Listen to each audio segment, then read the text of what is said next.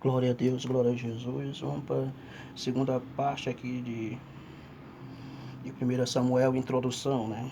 Introdução. Então a gente vê aqui que durante o primeiro período da monarquia de Israel, em 1050 a 970 a.C., os grandes impérios do Oriente Médio estavam em estágio de fraqueza. Os povos escravos da Ásia Menor tinham se tornado insignificantes, né?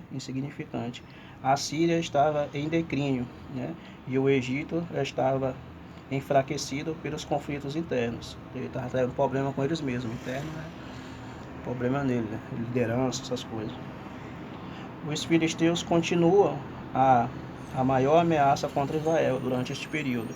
E aí, neste período, os filisteus cresceram com os problemas do Egito internos e os problemas da Ásia Menor e os problemas na Síria.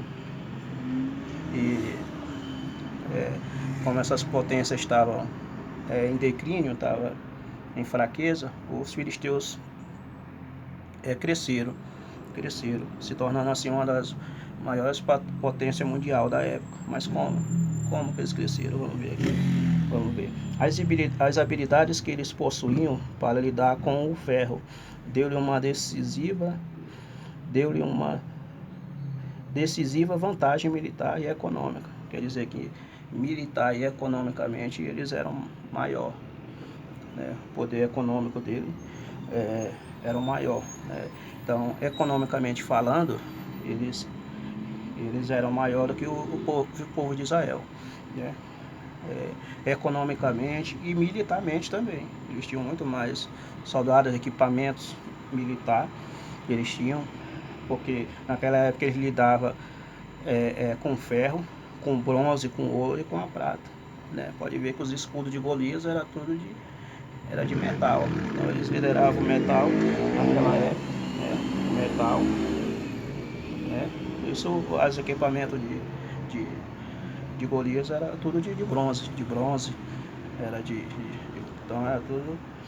Naquela época então os carros de guerra dos filisteus, os acessórios deles era tudo de ferro. Isso mesmo, era tudo de ferro. Então, naquela época não tinha equipamento de ferro, acessórios, carro de ferro, não tinha. Naquela época era tudo de madeira, de coisa. Mas os filisteus naquele tempo liderou o ferro, liderou o metal. Então aí eles começaram a fabricar acessórios de guerra nos carros deles, militar. Os armamentos deles militar era tudo de ferro, de bronze, né? De prata. Então eles começaram a liderar o metal naquela época e passaram a ser a maior força econômica da época, passando assim por cima do Egito, da Ásia Menor e da Síria e até de Israel. Apesar disso, vamos ver mais aqui. Apesar disso, a ameaça dos filisteus teve um impacto positivo na situação. Política de Israel, pois levou o exército desta nação a unir-se sob a liderança dos primeiros reis, Saul e Davi. Então eles passaram a se unir, né, sob a liderança dos primeiros reis, Saul e Davi. Então os filisteus, apesar deles, né, dominar, ele levou o exército dessa nação a unir-se sob a liderança de seus primeiros reis, Saul e Davi. Com isso, o exército de Israel começou a crescer também. Eles começaram como a gente viu aqui, eles se uniram, né? E começaram. Então, Israel também começou a fabricar arma de ferro também. Arma militar de ferro. O propósito de 1 Samuel é prover um relato oficial. O propósito de 1 Samuel é prover um relato oficial de ascensão da monarquia durante o tempo de Samuel, bem como o do desenvolvimento dela sob o reinado de Saul e Davi. O livro, particularmente, foca a ascensão de Davi durante este período. Na verdade, a segunda metade do livro e a primeira metade segunda Samuel, resulta em uma justificativa para a ascensão de Davi ao trono, né? Então quer dizer que o primeiro